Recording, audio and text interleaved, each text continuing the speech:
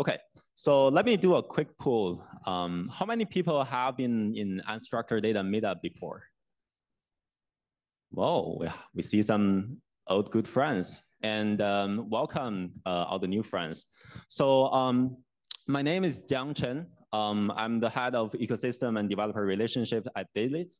Zilliz is the company behind the popular open source vector database called Milvus. So we have been, yes? We're gonna record you. Double click. Oh. Do I need to hold this as well? Do both. Okay. So we have been starting this unstructured database, unstructured data meetup for over a year already. And as you can see here, we are hosting the events with our great community members in many cities across the world. And San Francisco is always a hub for generative AI. And it's always excited to be here and see our users in the open source Milvus community, the generative AI startups, the founders, and all the developer friends. So we hope you enjoy the event, as well as learning the new trends and all the interesting topic happening in this space, because there are just so many things happening in that. And there's a say that, well, a day in generative AI is a year in the human beings world reality. But well, to some extent it is, right? There are just so many things happening. So a little bit about ourselves. We created Milvus, the open source vector database, a few years ago. And it has been pretty popular among the developers. Right now we have 29K plus stars, and there are over 80 million downloads. So Milvus is the highly performant vector database for storing, indexing, and managing the vector data, which is generated by the embedding models. And over time, this has been the core piece of the information retrieval stack in the age of AI. And it has been widely used in many applications, such as chatbots powered by retrieval augmented generation and multimodal search, so that you can have text to instruct the image, and then you can search image not only based on the original image, but the instructions applied on top of that. So there are many, many interesting use cases that we're seeing. And also we have seen the widely adoption, the growing adoption of vector search and this whole stack in a lot of verticals. And today we'll have a lot of great topics in that as well. And speaking of the landscape of generative AI, it's nothing about one single piece. It's actually a composition of many technologies, from the AI hardware, like the advancement in GPU, the computing power, to the kind of a democracy of the machine learning models, which has been only kind of widely utilized by the large enterprises or large web giants. And now there are more and more developers who can have access to embedding models and large language models, so that those things only available to teams with, say, 100 people infrastructure team is now available to a one-person shop, which is really doing innovative work in the entrepreneurial world. And also, speaking of data, data is a very complex stack of systems. It contains, we are building vector databases, so we always say, you need something to store and search, but there's more than that. To really have a production-ready data stack, you need data cleanup, data ingestion, like data ETL. You also need security if you want to apply it to a kind of enterprise setting, or if you have a lot of users and you want to control the access and have really provide safety and privacy to the users. And to build those, you need data pipelines, like all sorts of frameworks and infrastructure pieces to develop the data pipelines. And once you have the pipeline, you need observability to know the health of it, to have continuous monitoring of the data pipeline, which is really powering your the engine behind your business. of course, if you are working in industries like finance and public public sectors, you need great data compliance as well.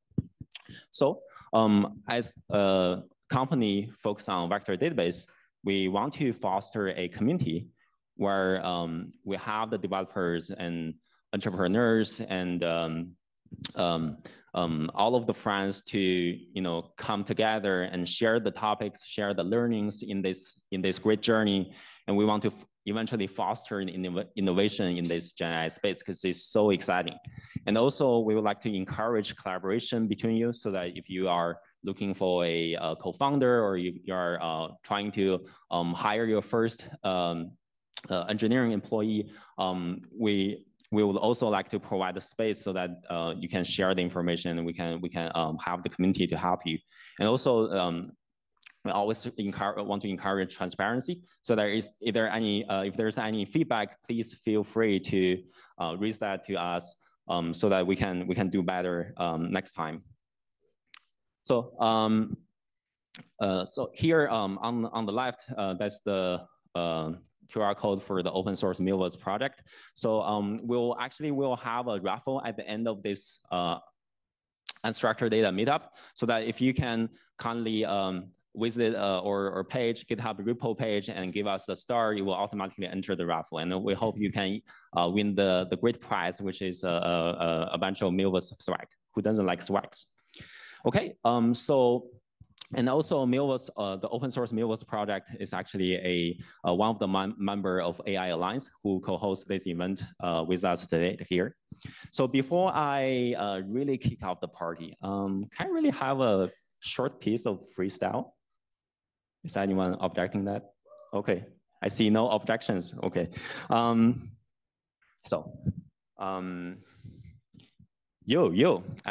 Data Meetup by Zilliz. Creator of open source Milvus, vastly scalable and high performance, reliable vector search even with billions. Gen AI is boring without community members. Together we thrive in AI Alliance. Well, welcome Dave to the stage from AI Alliance. Dave.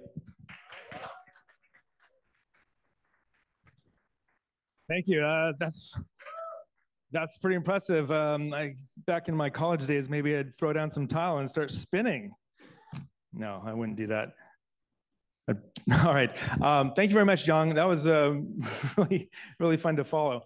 My name is Dave Nielson. I am new to the AI Alliance by about 2 months, so it doesn't make me too new. But I'm really excited to be here and be in front of you just for a few minutes, just to set the stage and MC the rest of the evening.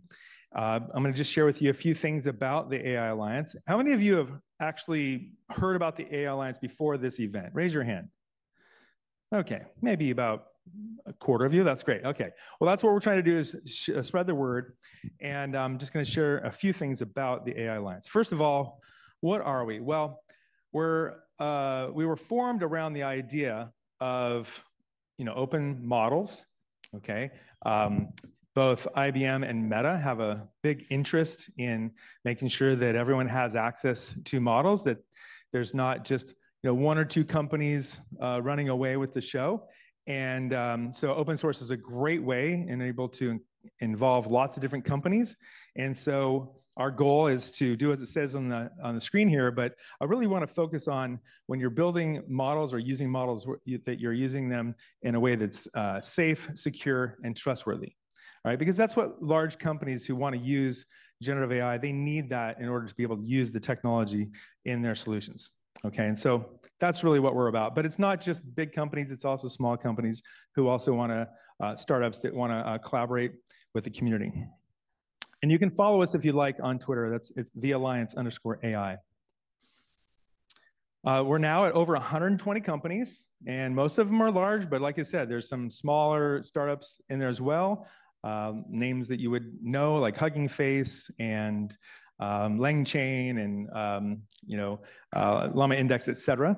And so we've got a lot of different companies. Llama is going to be hopefully joining soon. I just was talking with with them. Anyway, there's a lot of interesting companies, but there's also big companies, Meta, of course, and you know all what they've been up to. And IBM, we have our own model called Granite.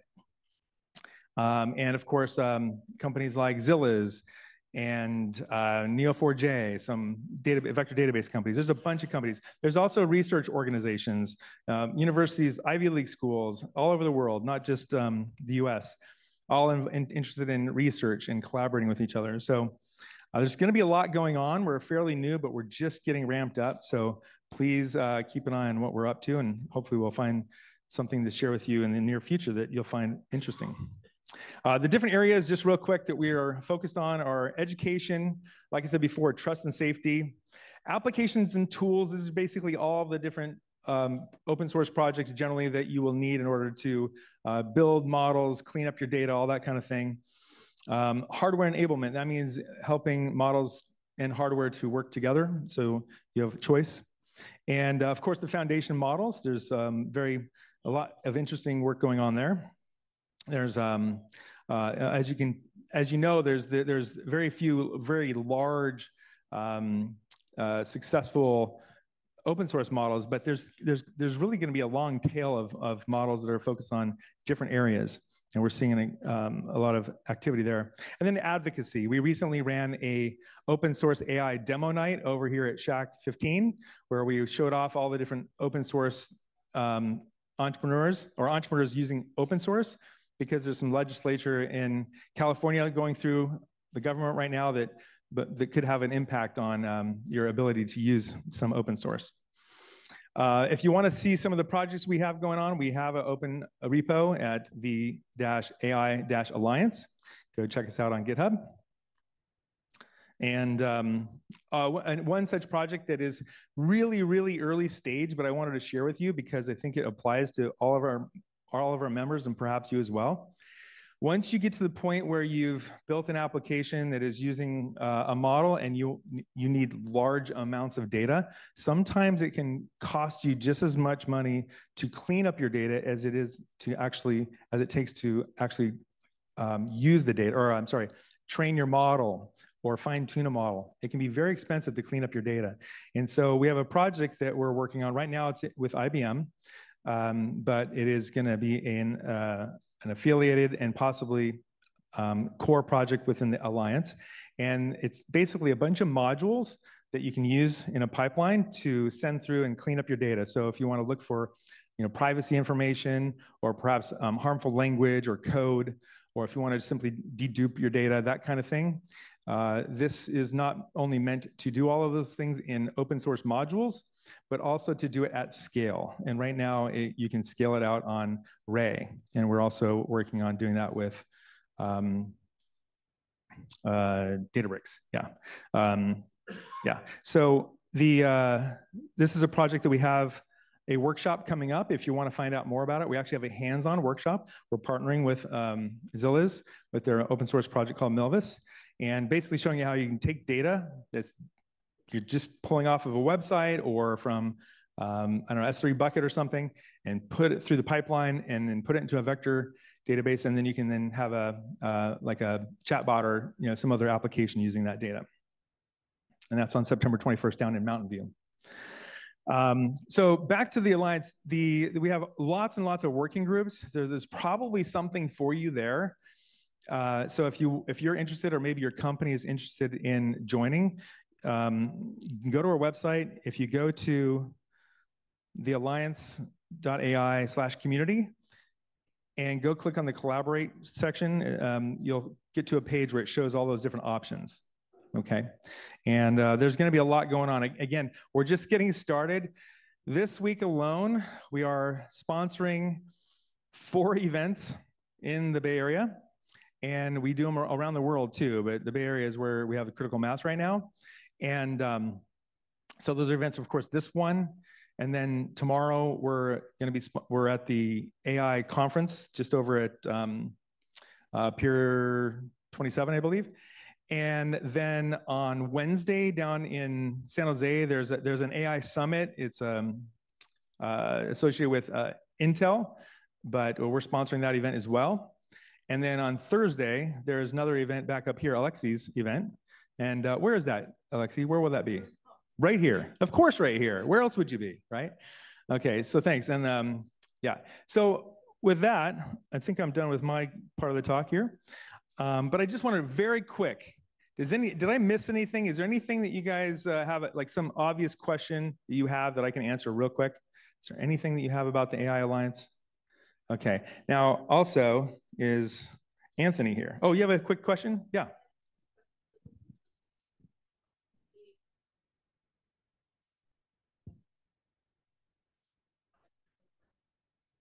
You mean tonight? In general. Oh, okay, yeah.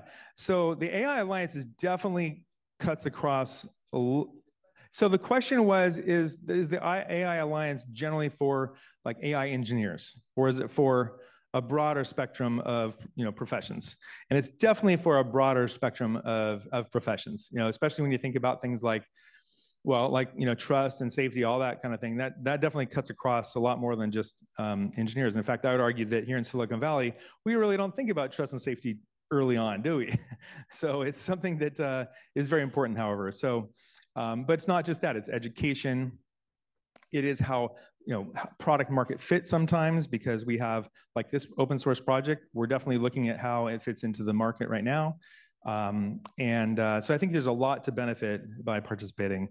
And really, once you join, you can get into our forums and have conversations and really get out of it what you need.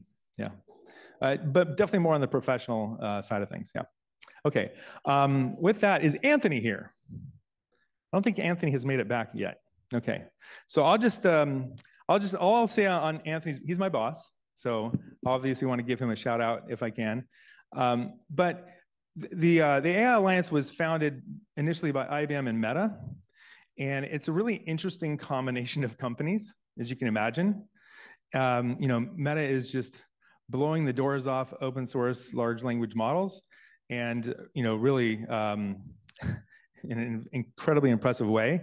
And IBM has a lot of history working with large companies and governments. And so if you can imagine how difficult it would be to take something like generative AI and get that into the industry, it's not easy, especially when you have things like hallucinations going on, right? So together, though, we've got such an interesting combination of companies that are really working hard to solve a lot of the problems that are serious if you want to use this technology in mission critical ways. Yeah, I just say that, and Anthony, I've been working with him only for 2 months now, but like we're really pushing barriers that large companies face every day, and we have a lot of people working on these challenges. And so keep an eye on us, because you're going to see a lot of things happen. All right, so with that, let's move on to our talks. So our first speakers, I say speakers because we have two, is Christopher and Shruti. So Christopher Nguyen from AI Aitomatic. So it's automatic, but AI at the beginning. Come on up. All right. And I'm going to give you the mic.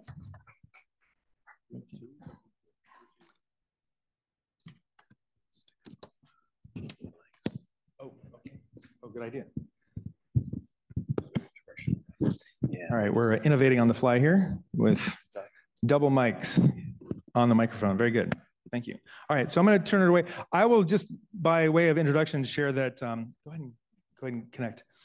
That they are just off of running a very successful industry AI conference at the Stanford Faculty Club on the Stanford campus, followed by a very interesting, to say the least, dinner up in the hills above Silicon Valley. If you get a chance to go to one of their events, they put on a very effective and interesting show. So thank you for that. Thank you for being here. All right, thank you, Dave. Hi, everyone. My name is Christopher Nguyen. In one capacity, I am the CEO of a company called, Aitomatic, as Dave said. And we do something called industrial AI. And so in preparing for this talk, I've decided either everybody's going to fall asleep or leave or become really, really engaged, because Silicon Valley does not work on industrials, correct? How many people here have anything to do with the industrial AI? See what I mean? Okay, let me try to engage you a little bit. How many people have physics background? Okay. How many people know that the US, we are trying to re-industrialize? Okay. And how many of you know that the salaries of packaging engineer in semiconductor industry literally tripled in the last year? Okay, that's quite interesting. So, and the reason I do industrial AI, is that already showing? Yeah. So my background, one of the things you can connect to is that I helped launch Google Gmail, Google Apps for the enterprise market back in the mid 2000s. But few people know that actually I did my PhD in semiconductors. So I'm actually an expert in the topic that we're about to talk to you about. And the reason we do this, and by the way, coming back to the AI Alliance, and I'm a lead on the foundation. You saw that there are 6 areas, the foundation models effort. I'm a co-lead of that. The AI Alliance, we're very much output oriented, right? You know, when I help organize this together with Anthony, I said, well, I don't want to join something where just a bunch of people get together and say nice things about the world and each other. There's too many of those. So it has to be very action oriented. We want to have outputs right away. And Semicon, which is a topic of this, Semicon stands for, in this case, for a foundation model for semiconductor, right? If you are not already savvy about this, you will see that over the next 6 to 12 months, there's going to be a lot more differentiation between generic models, right? Llama, Gemini, even OpenAI, GPT, and so on, and domain-specific models. And I won't have time to talk about the motivation for domain-specific models. But this is something that is very important to industries, particularly the physical industry. And as Dave said earlier, right, AI Alliance, we want to have consequences. We want to have impact. And so we engage, in my case, for example, my previous company was acquired by Panasonic. So I spent 5 years running industrial AI, global industrial AI in Japan. So we have a lot of Japanese members of the AI Alliance that are interested not just in the software aspect of AI, but also how to apply it to their industries, specifically refrigeration, automotive, avionics, semiconductors, and so on. So today, we're going to share with you the applications that have been built on top of this Semicon model. Okay? So with that, I'm going to hand it over to Ving. Are you doing this or am I? Okay, all right. So, okay. So this is Shruti. Maybe introduce yourself and then we will go back and forth. Sounds good. Hi, I'm Shruti. I'm an AI engineer from Aitomatic. And today we're very excited to introduce to you Semicon. It's one of the first domain-specific models. It's built specifically for the semiconductor manufacturing industry. It's open source and is powered by Llama 3. So as Christopher mentioned earlier, the semiconductor industry has been facing an exponential growth. The US is set to triple its semiconductor manufacturing capacity by 2032, and Japan has invested $25 billion in just the last 3 years alone. So, but the industry faces a critical challenge. The semiconductor manufacturing industry relies heavily on its experts, who are specialists with over 20 years of experience. And these experts are currently in critical short supply, which makes it crucial for these industries to be able to capture and scale their domain expertise. And that is exactly where Aitomatic's AI agents and Semicon come into the picture.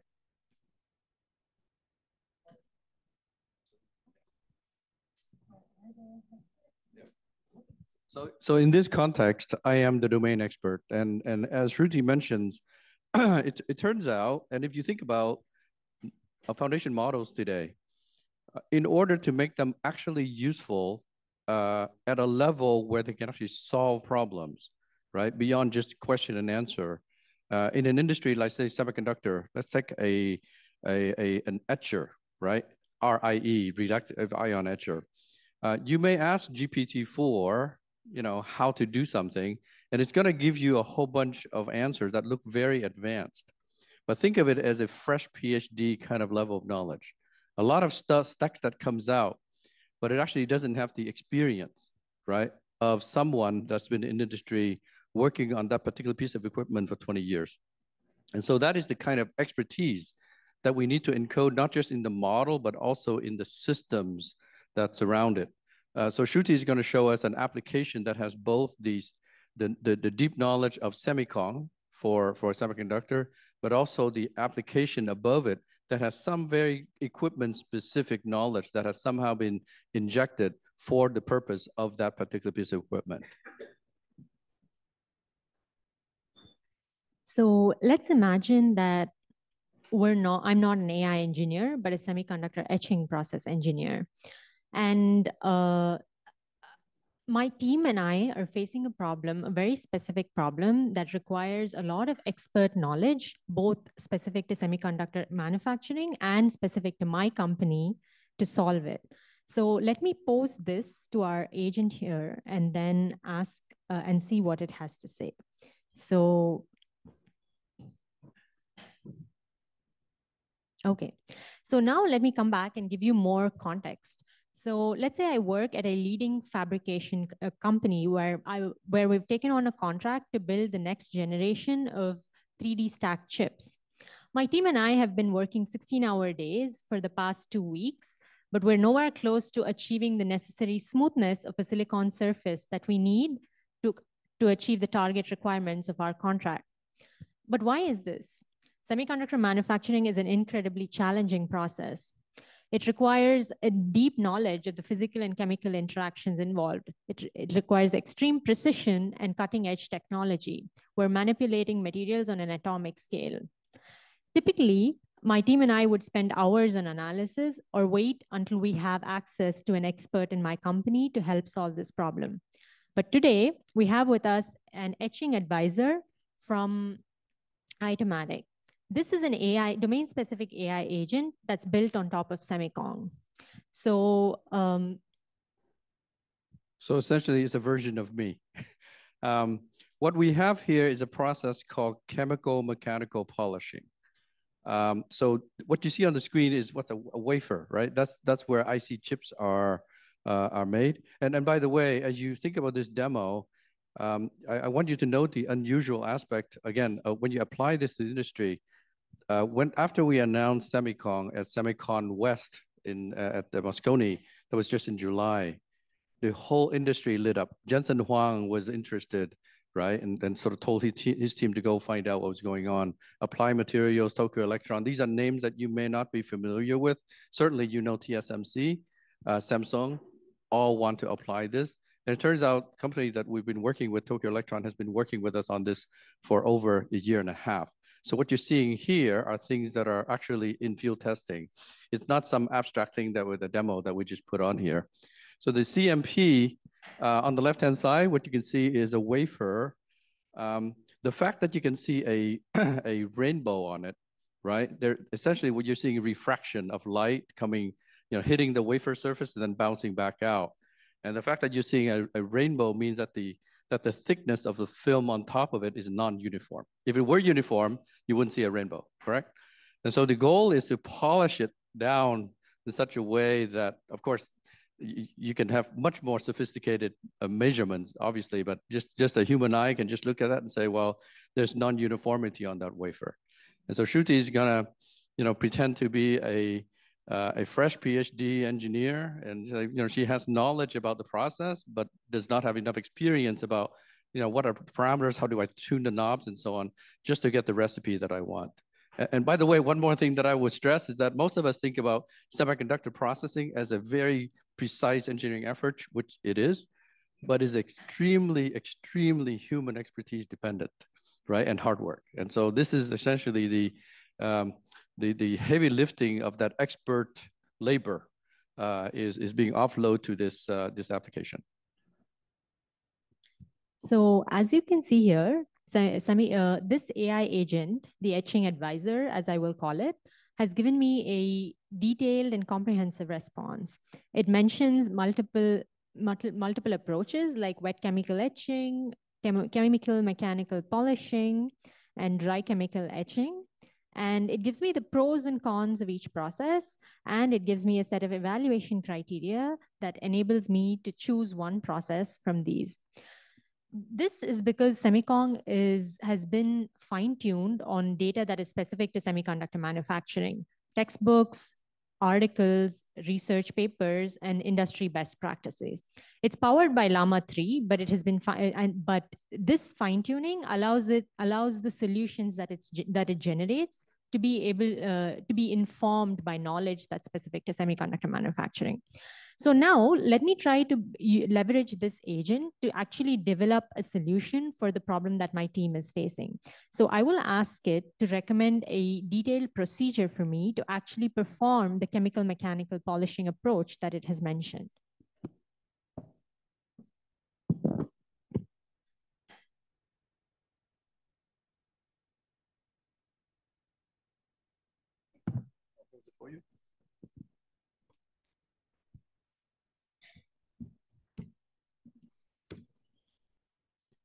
Thank you.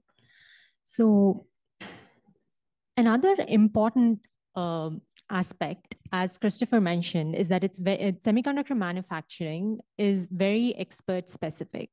So there are several facts and rules of thumb that experts in my company use to solve problems that are specific to our company. For example, we have custom made equipment for chemical mechanical polishing, and we have very specific process parameters that work for those. And our experts use this information while coming up with solutions for us. But Aitomatic system has a way to capture these from our company into its AI agent so that its AI agent can leverage these while coming up with a solution. So let's take a look at how this, an example of this. So as you can see here, these are some facts and parameters that are specific to our company's manufacturing, our company's proprietary way of performing this process, which I've encoded here. And if you compare this with the answer that that this etching advisor has come up with, you will see that it follows this almost word to word. So it uses these specific parameters to come up with this customized solution for my company that I can use directly with our proprietary manufacturing techniques. So let me go ahead and ask it one last question, which will help me come up with a complete solution to the problem that my team is facing.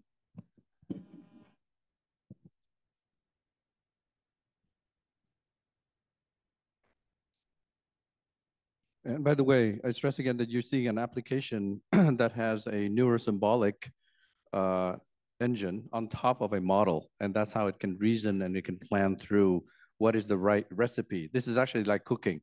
So what Shruti is asking for a recommended recipe for the process.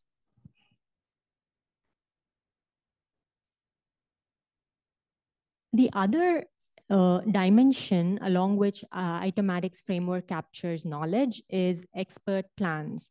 So the experts in semiconductor manufacturing, or imaginably any other industry, have specific ways in which they think through and solve problems. And this information has not been coded anywhere. It's all in their heads that they've developed it through years of experience. Aitomatic has expert plans that can unlock and codify this information in a language that AI can understand and replicate. So let me show you the expert plan that supports this CMP process. So here is an example of the way or the roadmap that an expert would use to come up with a solution for chemical mechanical processing. So once again, if we go back, we see that these are the very steps that this AI agent has used while recommending a recipe for me. So first, it performs pre-wafer cleaning and preparation, which is step 1 here. Step 2 is CMP slurry selection and preparation, which is the next step here, and so on and so forth. So Aitomatic's framework has another distinctive capability, which is planning and reasoning. So every task, every problem that this system solves leverages something called hierarchical task planning and OODA reasoning. What this means is when we present this agent with a complex problem, such as recommending a procedure for chemical mechanical polishing, it breaks that problem into a set of hierarchically organized subtasks, like the one shown here. This allows it to have dynamic decision-making capabilities, and it improves performance in tasks in which precision is very important. And each subtask is executed through an OODA reasoning loop, which stands for observe, orient, decide, and act. So this allows us to execute these subtasks dynamically and adjust on the fly for optimal decision making. In fact, what you see a lot of this is human expert knowledge, right? And we're here at the Unstructured Meetup. I would like to motivate you to think about adding a name or even changing, it's actually calling it unstructured data kind of cheapens it. It's actually knowledge, right? We go through a decade of machine learning, distilling data and so on, and putting them through algorithms to extract insight. But now, for the first time, we can process expert knowledge directly, right? We don't have time to show you the demo, but we have tools and so on that can interview aging experts that are leaving companies, and so on. They can leave really many millions of dollars worth of knowledge that have been built over the years that are not written down anywhere.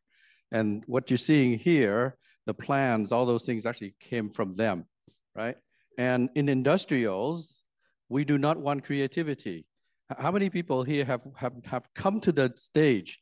You've gone past the kiddie stage with LLMs, and now you're working with customers and they say, I do not want probabilistic behavior, right?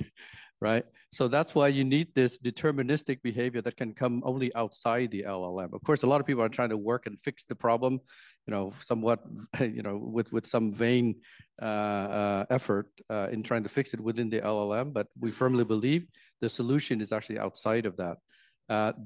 We open source this framework for that already.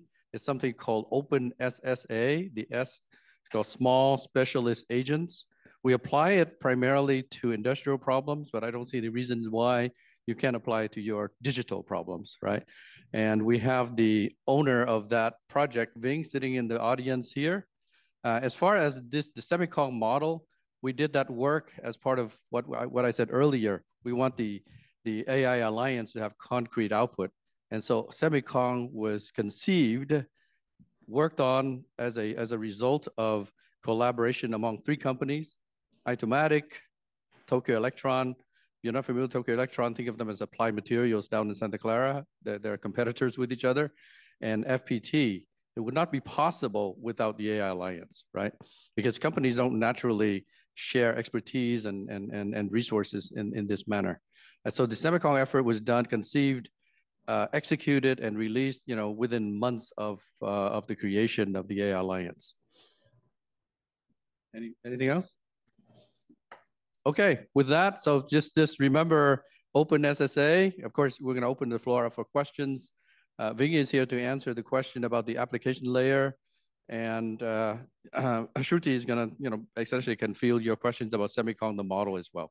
So we're going to, yeah, one question.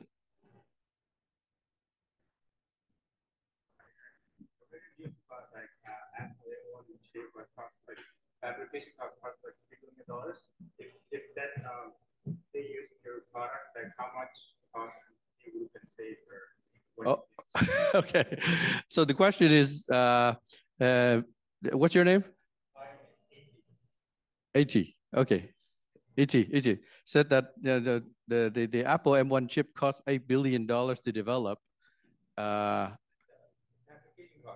The application cost, fab cost. That sounds very low, actually. Yeah, maybe for one batch, $8 billion.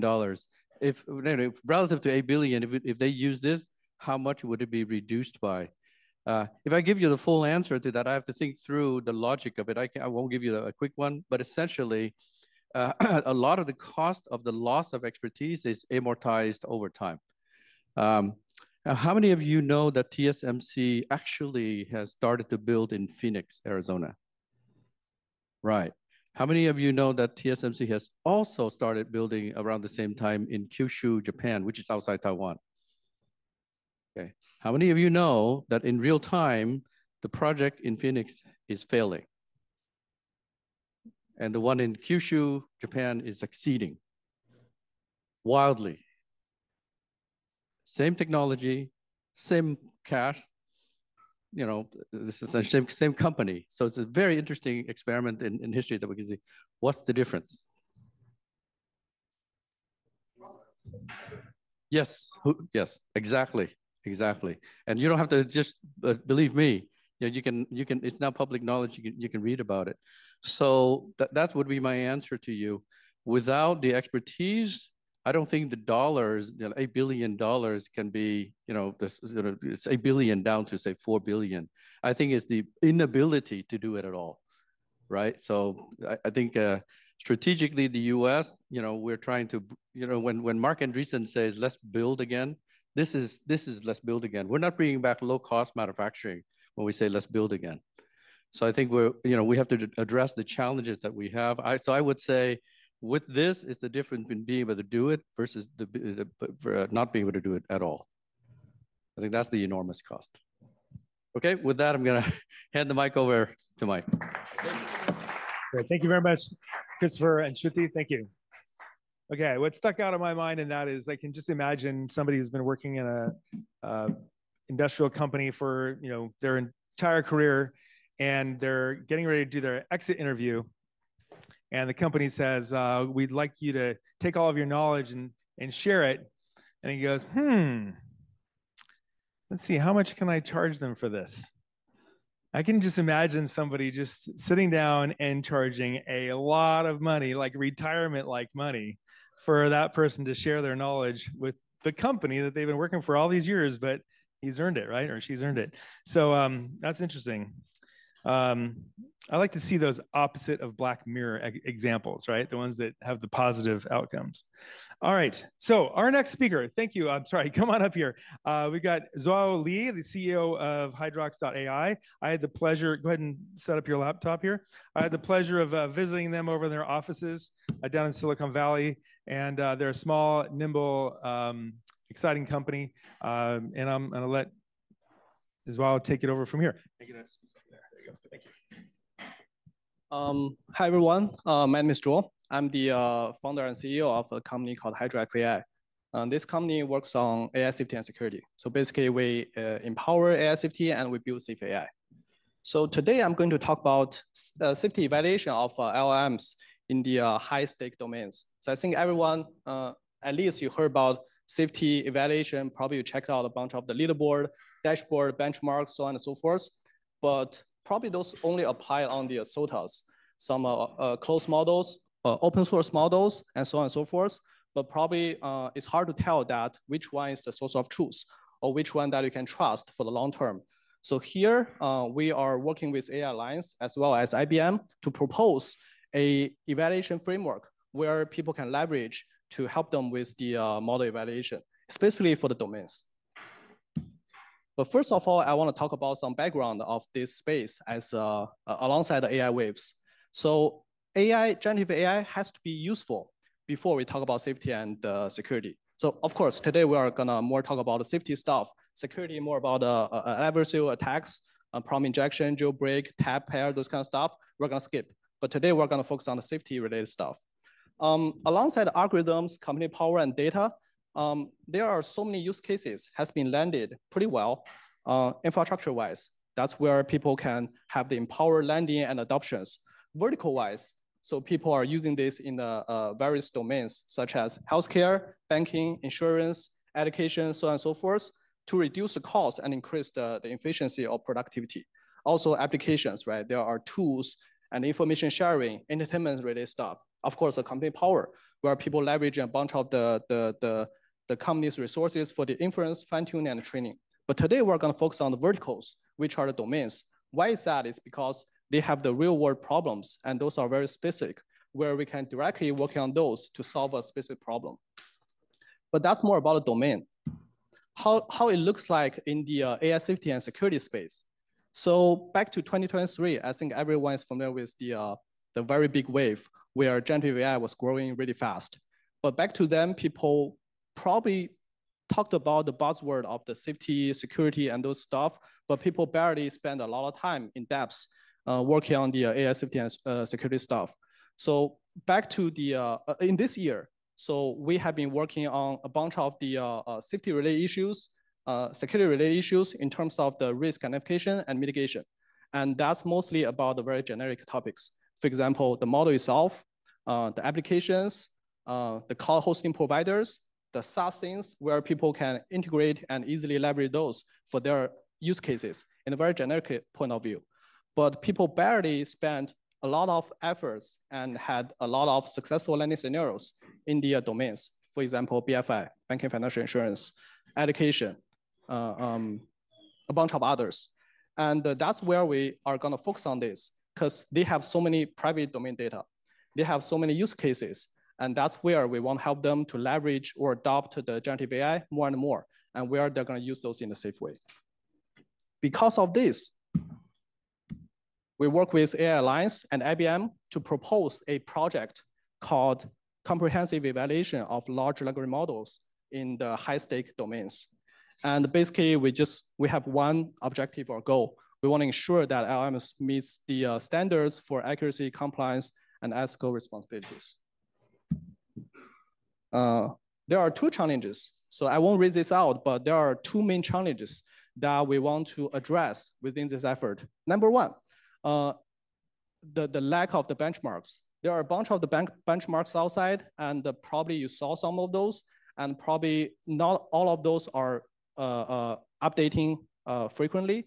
So how we can leverage this information to help us or guide us through in terms of which model to use, what are the vulnerabilities inside, which fit in my use cases best. So that's where this benchmarks in a way that people can trust as a source of truth is very important. Also, knowledge is important, but basically I think people need some tools to help them be more efficient.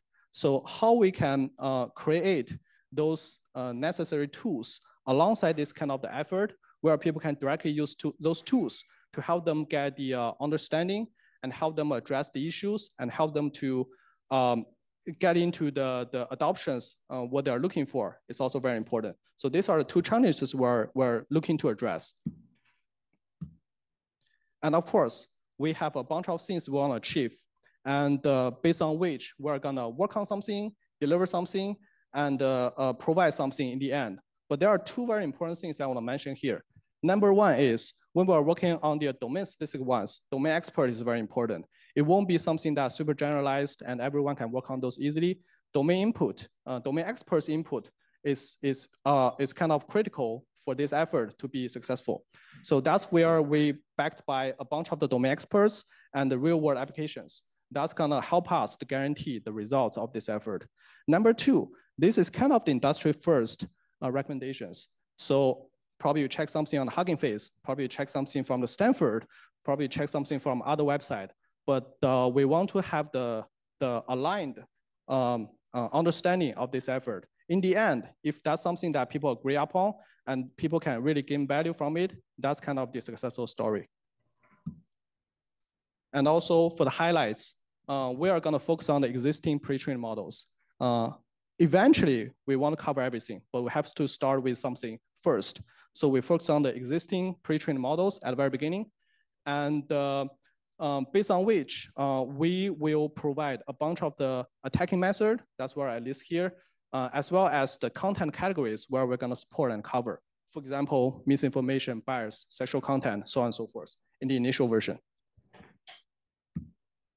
The plan is kind of long. So basically we have a design We build an MVP, we develop it, and generate a report and get feedbacks based on which we keep iterating on it. And eventually, we provide something which is mature as a guidance. And we present this to the public people, and people can start to use it. And at the very end, we will provide the standard as well as the toolkits where people can directly use it. 2 case studies I want to share with people. There are so many domains, as I mentioned. The first one I want to mention is the healthcare. So healthcare had some successful landing scenarios in the past few months or past year in terms of note taking, image recognition, diagnosis, so on and so forth. So basically for this case, where we're gonna help with a clinic or hospital to help them to provide the sensitive information of the patient, of the diagnosis staff to make sure those are safe and secure. At the same time, the doctors can leverage these capabilities to be more productive and help the patients better. Also, education is another good example. So basically, it supports both the teachers and the students. So teachers can leverage this to prepare the teaching materials easily. And the students, especially for the students, they don't have a bunch of the good resources of the teachers. They can leverage this to be the teacher assistant, to learn stuff, and of course, do some offline courses by themselves. And that's where we need to protect the students' information as well. And also, this will be the tool where they can help the students to learn better, even there's no teacher. And we have been working on this for almost 10 months-ish since the very beginning. And we have already built a platform. It's an early stage version where it supports almost all the generic use cases. And the attacking method and contents are actively being added, but currently we have 20+ attacking method and 30+ contents or categories. The domain-specific ones we haven't added enough yet, but we are adding those gradually. And of course, feedback is very welcome. And I'm going to play a small video, which is going to show people how this platform looks like and what information it provides and what it can help with people with.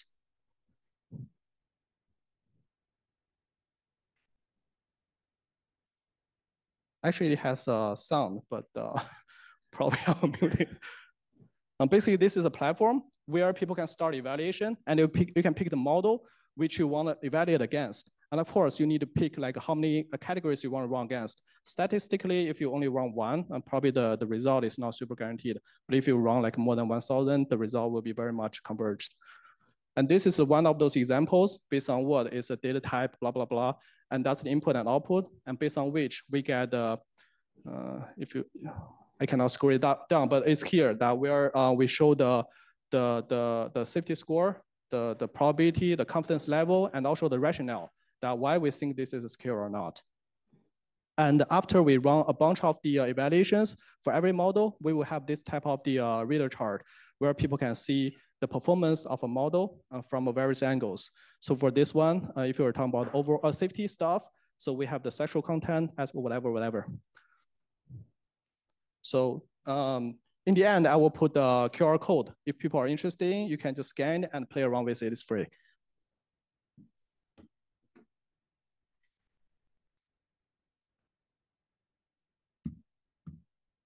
And this is the effort that we're working with AI Alliance and IBM.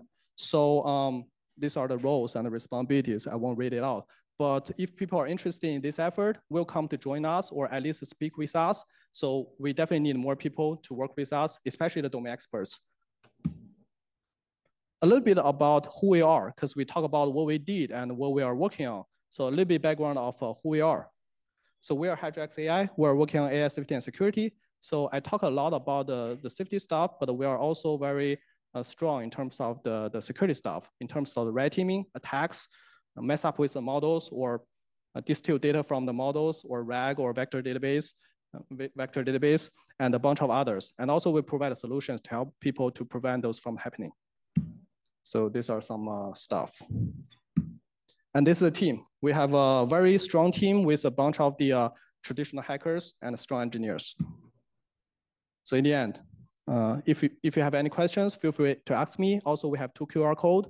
If you're interested in the evaluation platform where you can evaluate a model, feel free to play around with it. Also, we have the AI safety community where you can learn stuff, as well as we have a capture flag platform where you can attack the model that we deploy to play around. So thank you.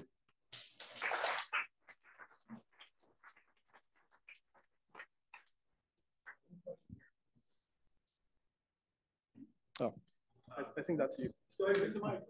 Oh, you need a mic? Thank you very much for this talk. Question, can you talk a little bit about how the technology actually works? If you have a very domain-specific problem, like semiconductors, eventually you need somebody like Dr. Christopher to verify if the question is correctly answered by the model or not. How do you route domain-specific questions from experts? At which point? Do you use it only in the preparation or in the evaluation? Can you talk about that? Yes, of course. I think that's a good question. Not sure if everyone heard about that, but he was asking about domain expert, like how they can help, where we can pull the support from them, and how that is going to be involved. So basically, there are two steps. Number one, there are a bunch of things are pretty much generic. So it doesn't have to be like domain expert related. For example, the framework, system, routing stuff, as well as some very, very basic attacking method and the problems. And once that is set up in a kind of relatively mature way, after that, we will have the platform where you can check it out, where people can add a domain, a specific categories by themselves. You call it bundle. So for example, you are the expert of the e-commerce, and you have a bunch of the categories you are interested in. So you can create a bundle by yourself called e-commerce, and where you can put a bunch of the categories you are interested in or you care about under that bundle. And where we are gonna run this through the our evaluation system based on our current knowledge. But of course, after we get an evaluation result, you will get all of those by yourself, and where you can check those out. Give us some up, some down. You think this is wrong or right? And if it's just like a few data which is inaccurate, we can easily do the fine tune. We have a judge model by ourselves, built by our team. But if we found out there are a bunch of things are missing, definitely we need to work closely with that domain expert, where we need to bring a bunch of things new. So 2 steps. And we are at early stage of the domain support because we were focusing on the generic use cases. But I think what you mentioned will be something that we need to work on for sure.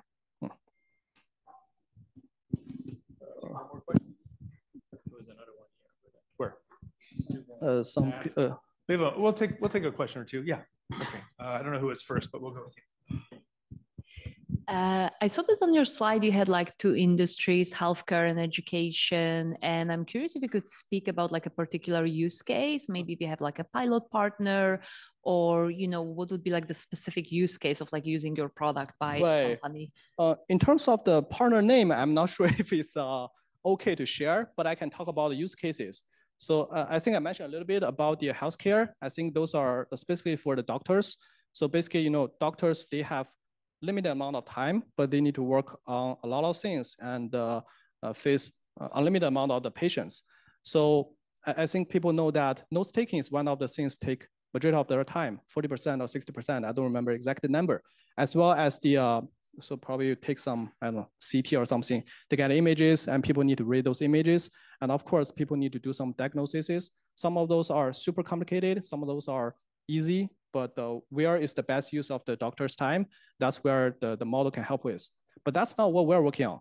So some AI companies will work on those, but we are gonna guarantee that those process, the results and responses are secure and safe. So for example, they have their own RAG or vector database, or they have their own logic.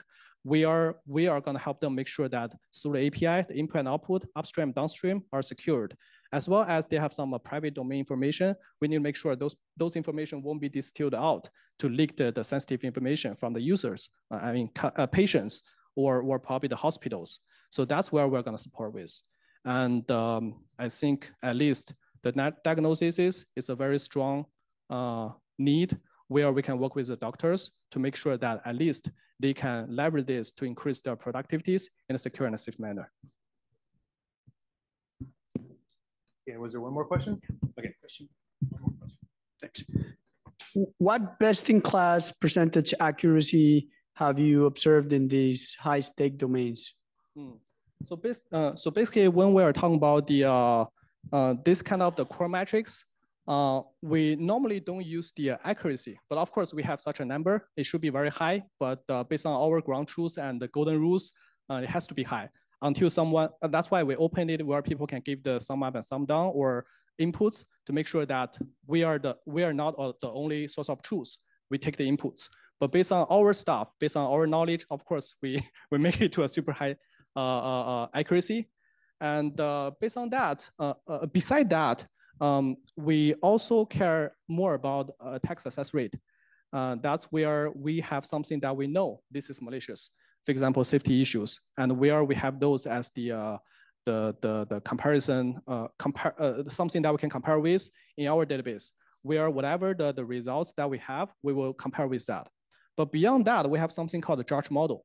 So that's what we build. It's a LLM, but it's pretty small. So where that thing is trained by ourselves, they have the knowledge of the attacking method and those kind of malicious input or malicious prompts.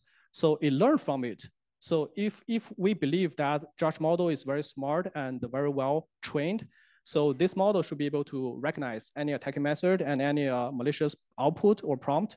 And that thing will give us the output, the labeling, the probabilities, and the rationales. So based on that, currently, I won't say the accuracy is 100%, but based on our current knowledge and the data, it's pretty high. Okay, we have one last question just because he's sitting right next to me and I can't get away from him. So here you go. So one thing I didn't see is whether you publish how you compute your scores and whether or not you're preventing any kind of gaming. Prevent what? Preventing any kind of gaming of those scores. Oh, yes. Yeah. Oh, that's a very good question. Yeah, I should mention that, but I forgot. A bunch of the testing set, I'm not saying what is good or what is bad. I'm just talking about the current fact that a bunch of the testing set is static. So basically, it's kind of predefined. Basically, if you train the stuff based on that, it's pretty easy. You get a super high score, even 100%.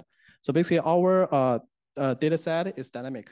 So basically, we have the seed and we have the algorithms where we can generate unlimited amount of those. Basically, it's kind of like you cannot prepare your examination based on the questions that you know already. So basically, we give you some questions that you need to answer, but you learn from a different set. So that can partially prevent that from happening. Great. Thank you very much. All right. Thank you everyone for your good questions. Okay. By the way, just as a, oh yes, please.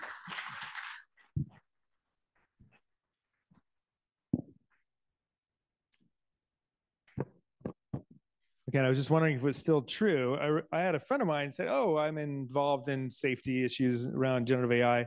And he happened to be looking for, what best practices were. And he told me, I didn't know this, but he told me that if you go search for AI trust and safety guide, our work shows up number1. So we're doing something right. So if you open up your browser and go to, the private, so it's not tracking what you've seen previously, and yeah, search for AI trust and safety guide. You can see our work. Okay, so next up, we've got Amit Sangani. He's the, let's see if I get it right, Senior Director of AI Partner Engineering. And he's from Meta, so please welcome Amit. And while Amit's getting started, I'm just kind of curious, just how many of you have actually used Llama? Oh, well, that's at least half. Excellent. You got some friends. You got some friends in the house. Is that working? Yeah. Thank you for asking that question. So about 50% of the people have used Llama. So what I'm going to do today is talk about Llama, obviously, but I also want to talk about the unprecedented growth of Llama. And I saw 50% of the people raise their hands. I would love to see 100% of the people. And there's a reason why. Since we launched Llama in 2023, we have seen over 350 million downloads. And just last month, we saw 20 million downloads. So Llama is clearly seeing unprecedented growth. And That is why I think you all should care. We are seeing tremendous amount of applications being built right now on Llama.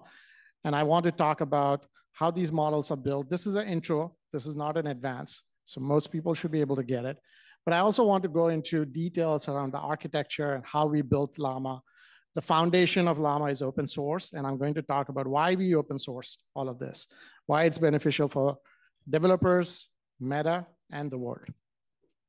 But before we do that, we have seen this exponential AI growth over the last several years, right? But AI has been going on for the last 50 years. And as you see on the y-axis, the training computation, which is measured by flop, which is floating point operations per second. In 1950, it was about 1,000 flops. And today, we have 10 billion petaflops. That is like over 100 trillion flops per second. So these are the amount of operations you can compute within a second. And that is the power of a lot of the GPUs coming from NVIDIA, AMD, Intel, and many other players. And that has enabled us to build amazing software like large language models like Llama because we have that amount of training powers. We also see the pace of this innovation has surpassed Moore's law, which is crazy. And the potential of AI is a mega trend. What has happened with internet and computers, desktop computers, we think AI is the same revolution which is going to bring over next decade. And the progress is palpable. Just last year, if you would type in a giraffe riding a bicycle, you would see this photo, which is on the left, on the left, where it's a cartoonish image, right? And today, in 1 year, that photo is super realistic with high fidelity. And even now, very near future, you'll be seeing this giraffe actually riding a bicycle. So this photo can convert into a movie and sing your best song, your favorite song, with lip syncing. So that's how fast the market is moving. And the foundation of all of this is large language models. And that's why we are super excited about Llama 3.1. I want to talk about 3 things today. One is the open approach, why open source is good for the world, for Meta, and developers. I'll talk about Llama systems because models is one thing, but we are building things beyond the models. And then I'll talk about trust and safety tools. Today, we heard a bunch of things about trust and safety, and I want to double down on that as well. But before we do that, let's talk about the evolution of Llama. In February 2023, we launched Llama 1, which was just for research purposes. This was not for commercial purposes, but we got overwhelming demand from organizations, Fortune 1000 companies. Like, we want to use this model in our production systems. So we made a very bold decision to launch Llama 2 for commercial purposes. And we open sourced this. To actually build this model, it's cost tens of millions of dollars. And we just gave it away. And there's a reason why we did it, and I'll talk about that in a bit.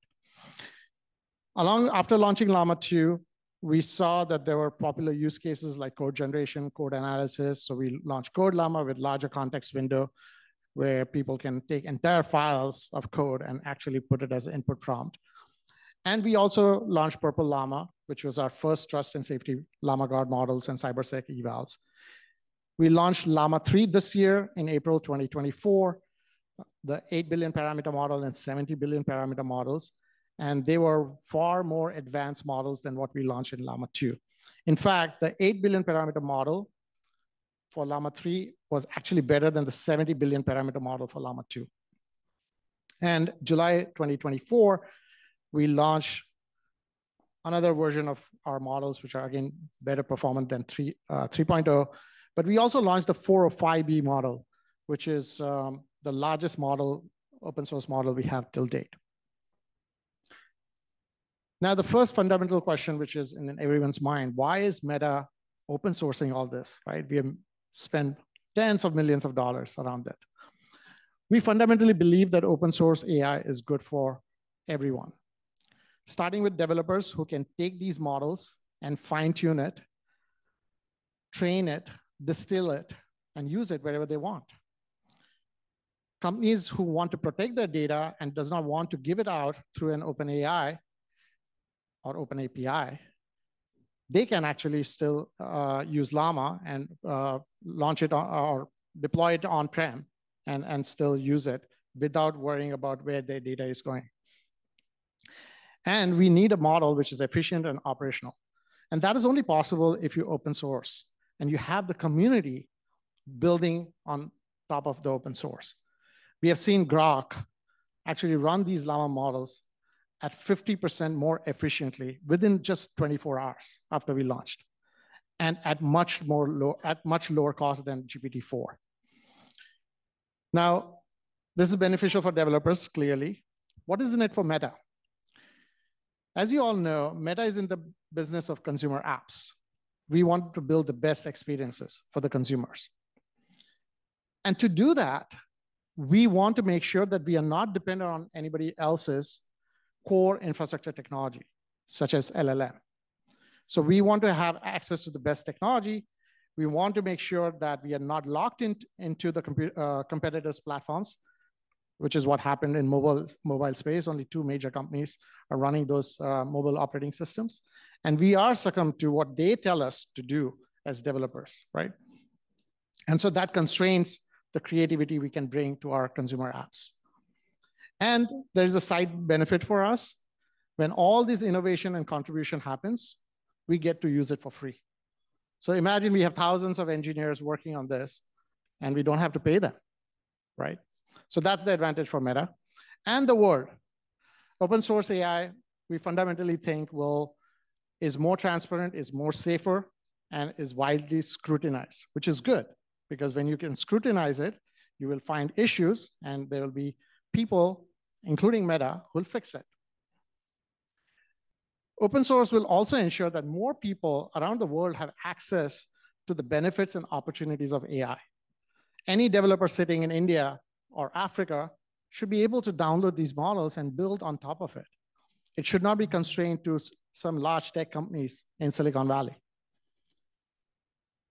And that is why we are super honored and excited to participate with IBM on AI Alliance and 100+ members. A lot of the trust and safety tools, which I will talk about, was built in coordination with a few companies within the AI Alliance. So let's talk about the models which we launched. The Llama 3.1 models, we launched the core models, which are pre-trained models. These are the base foundational models, which uses a standard decoder-only transformer architecture. Then we launched also the fine-tuned models. So these are optimized for dialogue use cases to build customer service chatbots and intelligent agents, which we run multiple rounds of supervised fine-tuning, RLHF, rejection sampling, direct preference optimization, and so forth. And on the right, what you see are the models, inference guardrails, which I'll talk about in more detail in the next slides. When we launched Llama 3.1, we basically built larger context window. This is the #1 ask feature that, hey, we need larger context window. We need more data within our prompts to be sent to the model. So we increased the context length to 128K. We provided multilingual support, so it has 8 languages support, but this is going to increase exponentially in our next version of the model. And it uses state-of-the-art tooling. What that means is it can do long-form text summarization, multilingual conversations, and agents. So you can do tool calling. So if you want to do real-time search for data, it is able to do that. And we have also made changes to our license, which I'll talk about here, where we can do synthetic data generation with 405B, and it's super critical, and I'll talk about it in a bit. We launched 405B. This is our largest model till date, and we have different flavors. As you can see, FP8 is floating point 8, and MP16 and MP8 is mixed precision 8-bit and mixed precision 16-bit. The reason why we did that is for inferencing these model, you need a multi-node GPU infrastructure, which is pretty complicated.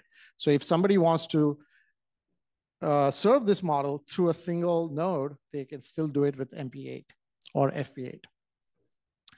This is a state-of-the-art model used by a lot of large enterprises already. It supercharges innovation across the board with new applications which are possible, which are not possible with the smaller models. You can do synthetic data generation. So what that means is, let's say you're a healthcare company or a financial company, and you want to create a niche model. You already have the data, but you can also generate data from 405B, which are finance related, and then use that data to fine tune that smaller model, which is very powerful. None of the other LLMs, as far as I know, allows you to do that. So this was, again, the #1 feature where you want to build these specialized models and then orchestrate it and work in conjunction. You can do it through synthetic data generation. And then you can fine tune this, you can distill it. Distillation is a process where you create a student model and you can deploy it on any infrastructure. You can deploy it on the cloud, on-prem, or on mobile. So we are super excited about this. And this, when we designed the architecture for Llama models, Llama 3 models, like our primary concern was simplicity in deployment for majority of our companies. And so these models were trained on 15 trillion tokens. And to train that much data, we had to use 16,000 H100 GPUs. This is by far the largest model we have trained. And the scale at which this is trained is just humongous. And it uses the standard auto-regressive decoding architecture, transformer architecture, which has self-attention and feed-forward network and so forth. And the results were outstanding.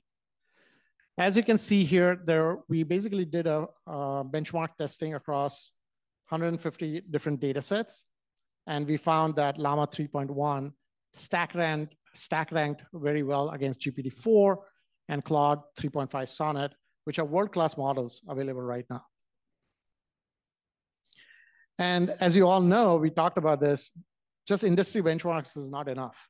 You have to do human evaluations as well. And so we did extensive human evaluations with 2,000 prompts, 12 different use cases to make sure that these models, when deployed in real world scenarios, are really working as it should be.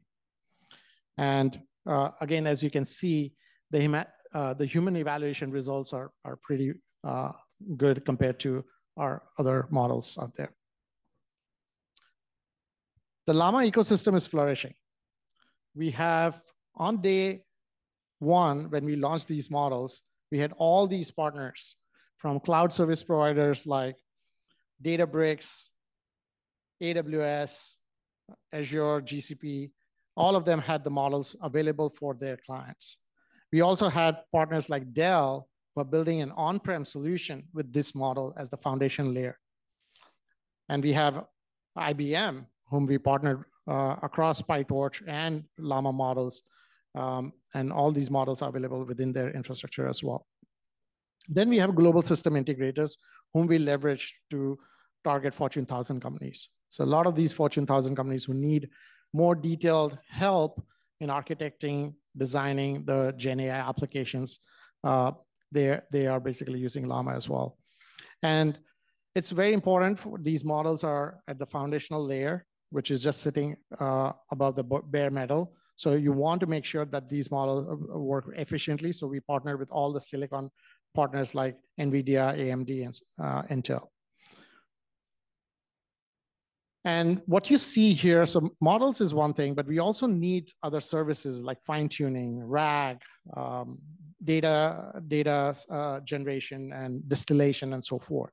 So on day 1, all these services were available across all these 10 partners, actually over 25 partners. We could not fit in all 25 partners here. But each checkbox required a lot of engineering work across on the partner side and Meta side to make it work. Now, all of this is available out of box, right? So if you are a GenAI developer, you can get these services depending on which platform you are. And many of the large organizations are multi-platform, so they use multiple vendors here. So you saw what I talked about, basically the models, but models is just one thing. What we are thinking is beyond the models, which is Llama system.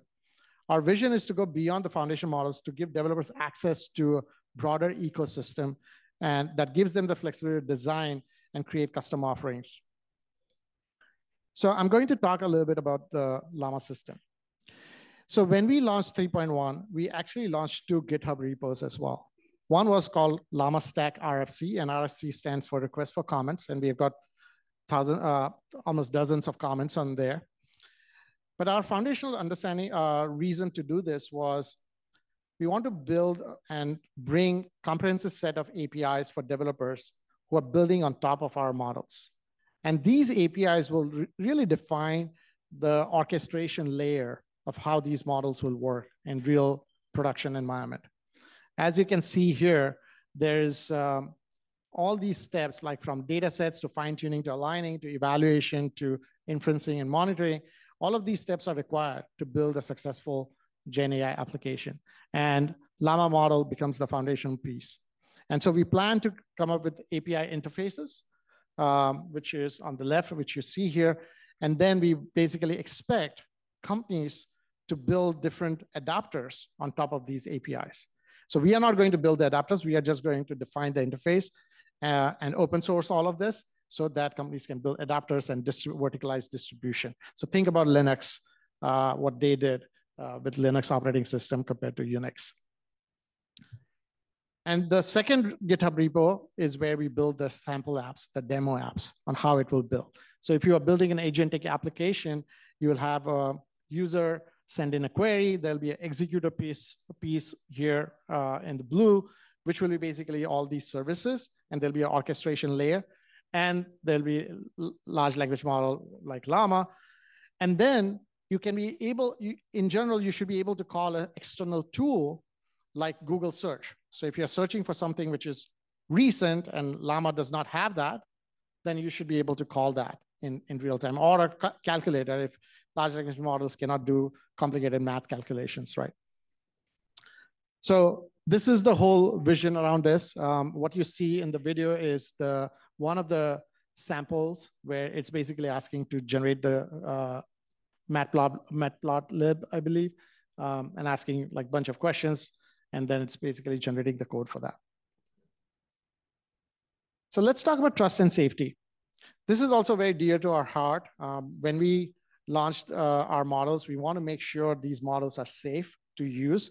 So inherently, our models are extremely safe, but we also provide tools which can make it even safer depending on your needs. So for example, like healthcare might need more safer taxonomy than some other companies in different industries. So when we actually build the models, we made sure that the data is tested across all representativeness, right? So we want to make sure there's no bias in the data. We evaluated for harmful content, and we made sure this, as part of this process, that there's constant benchmarking done and evaluation done, and the feedback is set back to the data preparation team so that data can be cleansed and refed it. Then the process goes into the safety fine-tuning. We basically do the supervised fine-tuning.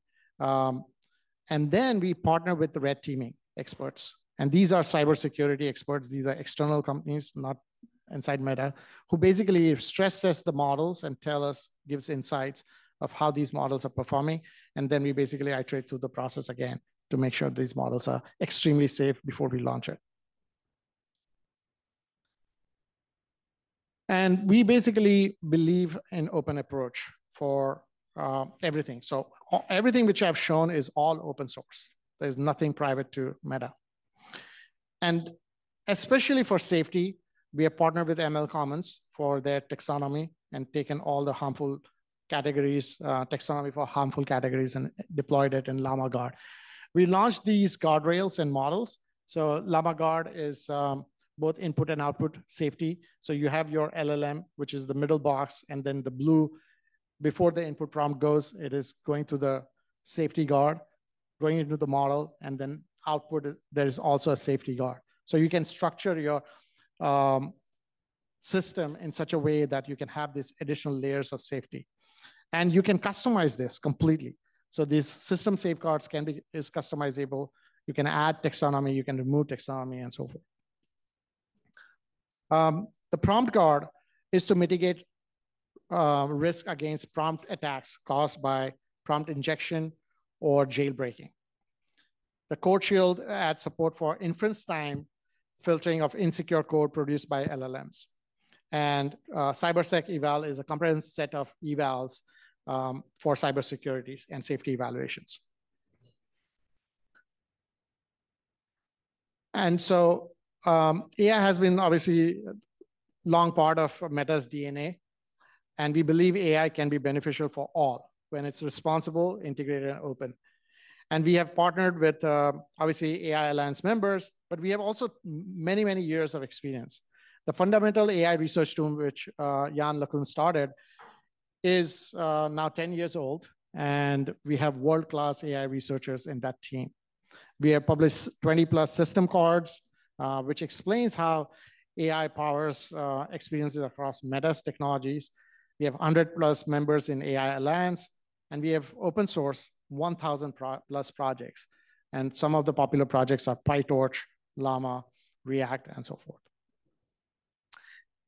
So let's talk about some of the success stories. Obviously, we have hundreds of companies using Llama, but I chose some of them, which were unique niche cases.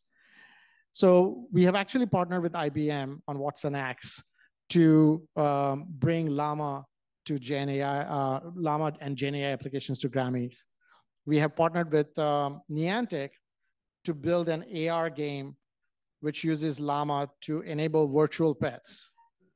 Audi is using Llama to build customer service agent. These are agents to enhance the shopping experience for the customers. We have worked with Shopify, who have used Llama to automate tasks for their business owners. And they have tasks like report generation or bringing in more insights, generating product descriptions, responding to customer inquiries, and so forth. We have worked with Kevlar to optimize cybersecurity. Now, when I say we have worked with, means they have worked with Llama models, but we initially helped them when they had some issues around it. And so that also helped us improve the models. And Lyrise is a matchmaking organization in Africa, which has used Llama to help the human recruiters as well. And these are not the only companies. We have worked with AT&T in USA to Orange in Europe. These are large telecom giants who are using Llama for their core business and really seeing massive improvements. Financial giants like Goldman Sachs, companies like DoorDash, Zoom, Nomura, everyone is using Llama models. And here's a pretty detailed use case. So if you want to, you really look at the end-to-end process, right? Meditron has created this. Meditron is basically a partnership with Yale and EPFL, which is a Swiss Federal Institute of Technology.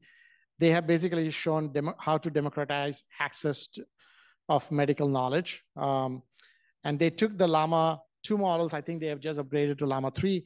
They fine-tuned that model with medical data sets like PubMed, papers, abstracts, and general medical corpus.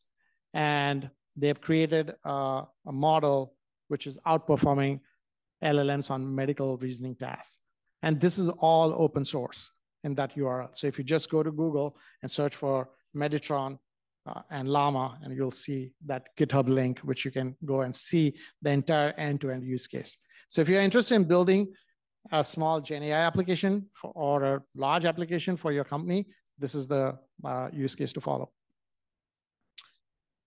Okay, I've talked enough about the Llama models. So what's next, right? What are we going to focus on? As you know, we are building, all our apps are using AI. And so we'll continue to bring in new features which are powered by AI. Ray-Ban glasses are also now being powered by AI. And many of you may have already used it.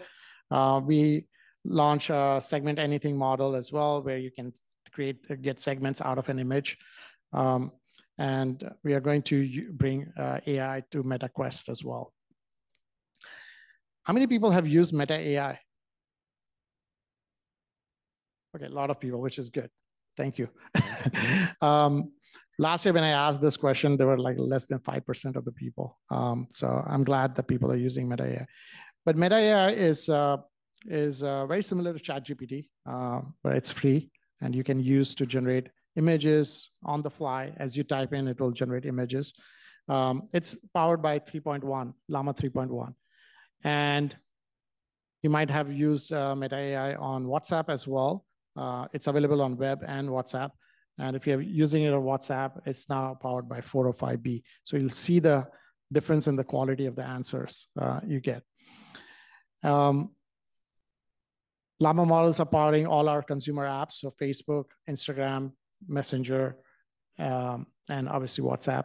And there's a bunch of things that you can imagine yourself. You can do image edit as well with these models.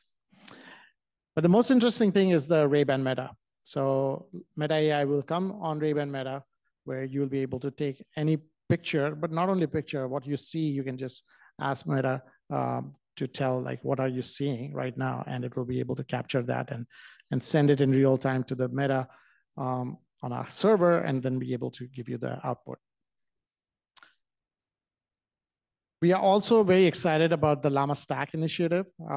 As I talked about, the agentic system is going to be the future, where you will have multiple niche agents doing work in synchronism with each other, and there'll be orchestration around that.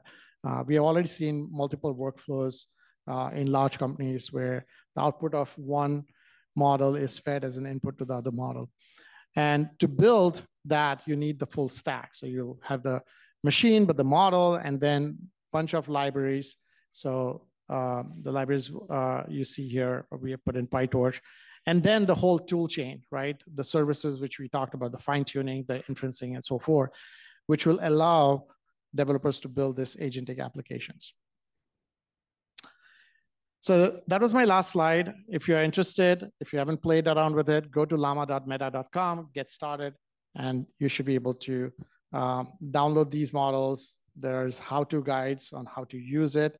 But I want to end with one very important note, that we are extremely committed to open source. And we strongly feel that innovation in open source is critical for the advancement of AI across the globe. And we also strongly believe that open source will allow us to build safer products, better products, highly innovative products, and healthier overall market. This is good for developers. This is good for Meta. And it's good for the society and the world. Thank you.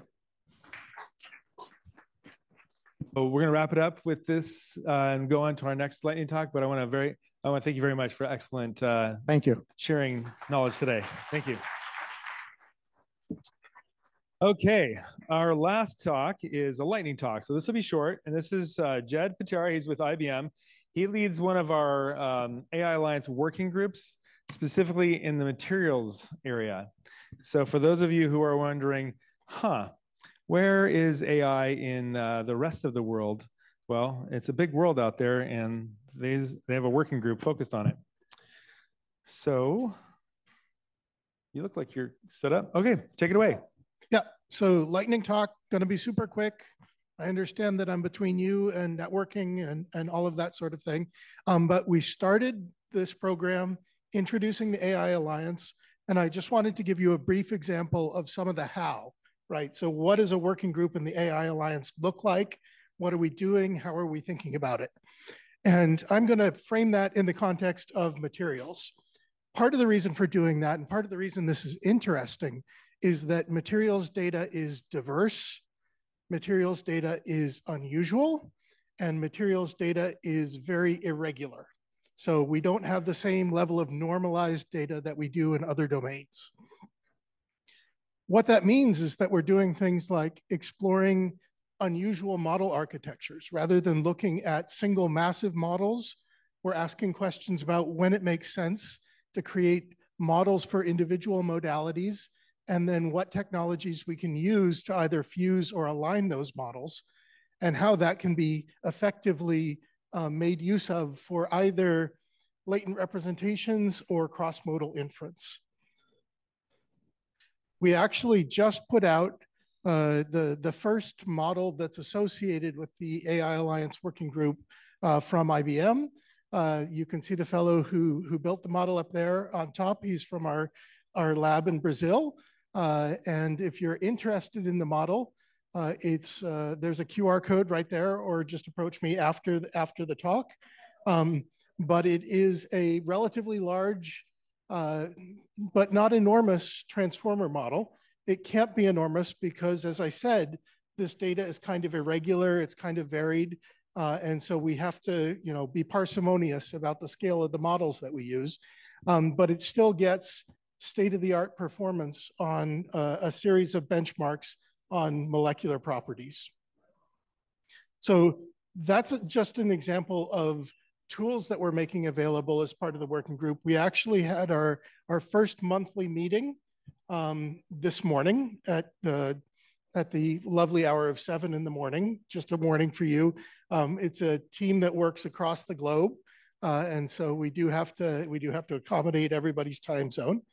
But in terms of how we're thinking about how we participate and how we collaborate in this kind of organization and in this kind of structure, there's some aspects of materials that are very proprietary, right? If I invent a better mousetrap, I want to have the rights to profit off that mousetrap. But the underlying technologies that help me make that mousetrap are things that we probably want to either develop together or that we need help in developing together. And so we have work streams in terms of the model, thinking about modalities, multi-models, single large models, work streams in terms of data. One of the challenges in the material space is that we don't have a lot of good benchmarks, particularly for multimodal or cross-modal tasks. Another work stream around the tooling and the infrastructure. So how do you make effective use of one of these complex models or complex model architectures? Some working examples in workstream 4 of fine-tuning for particular domains or particular applications. And then in workstream 5, trying to get feedback from the industries and from the people that are using these models, and trying to do so in industrial applications to say, look, this is where this model is working, this is where this model is not working, or here's a gap in a modality, right? I really need a functionality that is missing in that model. So last thing I'm gonna do, and I should get out of the way of the QR code, is just say that if this at all sounds interesting, it's an open, very collaborative group. And if you're interested, either hit that URL or that QR code, or reach out to me, and we can bring you on board, and would love to have you participate. So that's it for now, and I'll answer any questions. All right, we are getting towards the end here, so we'll take, if there's any questions, we can take a question. Any questions? Okay, going once, going twice. Did you have a question? Yeah. Okay, great. Here you go. I'm just curious, how does this apply to the chemical research project? To which? Is it chemical research, like we need to do synthesis? Yes, so we are currently mostly focused on molecular properties, but IBM has a history and has also developed some models for things like retrosynthesis. But think about this more for, I've got a list of desired properties and I want to generate the molecule that fits those properties. One of the cool things that we're looking at is taking these base models and adapting them to say, wait, I don't mean just performance properties. I also mean things like safety or sustainability or cost. So how do I use one of these, let's call it a materials foundation model. How do I use it to kind of expand the design criteria for materials and take some of those other important aspects into account early on? Great. Okay. Well, thank you very much. Thank you for your talk. Thank you for keeping it short and to the point.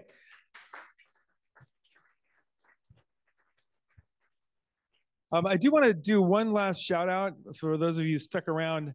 There was a question about, I think the gentleman's gone, but no, about how do we, how could companies perhaps, collaborate maybe on creating their own foundation model or something like that.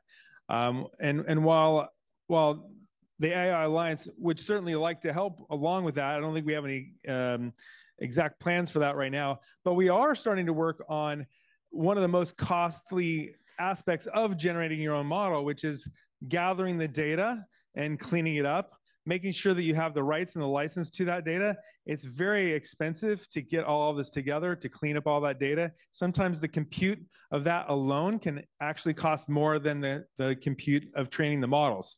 And so that is something that we recently have soft launched through the AI Alliance. And if you go to our website and you look under community, you'll see become a contributor. And what we're looking for right now are industries and members of industries that have data that they would like us to consider working with you on to gather and clean up. So it is something that we will be spending a lot of time on. So if you have an idea for something like that, please visit our website or contact me and let us know, and we'd be happy to work with you on that. So other than that, thank you very much for coming. We've really enjoyed it. I hope you did too. And we hope to see you again sometime. Thank you.